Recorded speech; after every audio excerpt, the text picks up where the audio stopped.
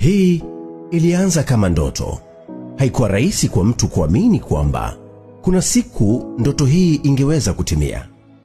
Simulizi chungu na za kukata tamaa za wasafiri na wasafirishaji wanaotoka Kigongo kwenda Busisi au Busisi kwenda Kigongo zilikuwa za kawaida sana kusikika masikioni mwetu. Changamoto tunazokutana nazo kwenye hivi vivuko ni upotevu wa muda. Mathalan tumefika hapa jana saa 2 za usiku. Mpaka sasa hivi ni saa 9 na dakika 40 bado tuko hapa.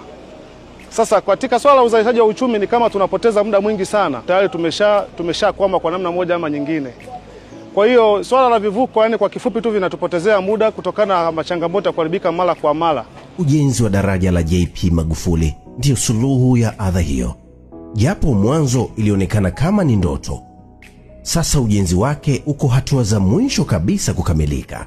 Daraja hili mpaka sasa tuko 96.3, tuko mwishoni na kazi zobakia ni chache. Daraja hili lina urefu wa kilomita 3, lakini daraja ambalo linaunganisha wilaya kuu mbili za mkoa wa Mwanza, wilaya ya Misungwi pamoja na Sengerema. Kwa hiyo daraja hili ni daraja muhimu sana kwa sababu linatuunganisha pia na nchi jirani ikiwepo Kenya, Uganda, Rwanda, Burundi pamoja na Kongo. Daraja hili lina upana wa mita 28.45.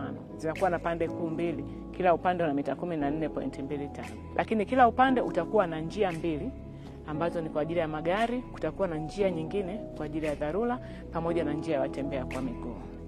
Daraja la Kigongo Busisi wananchi wanatumia zaidi ya risali zima pale kusubiri na kuvuka.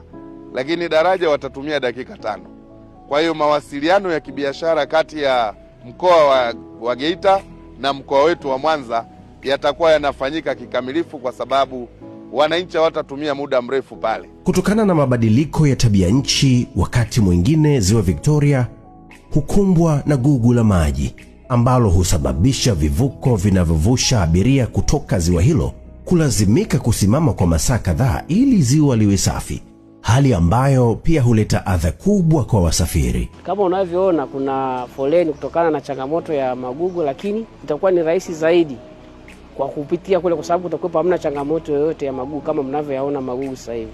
Wananchi watakuwa wanatumia muda mfupi sana kwenda upande wa pili wa Busisi. Kama itakamilika ile daraja itakuwa imetusaidia sana kurahisisha shughuli zetu za usafirishaji na hususan kurekebisha pia hali halisi ya uchumi, maana hatutapoteza muda kwa kusubiria feri ambazo hazina uhakika sana na usafirishaji wa abiria na magari yetu.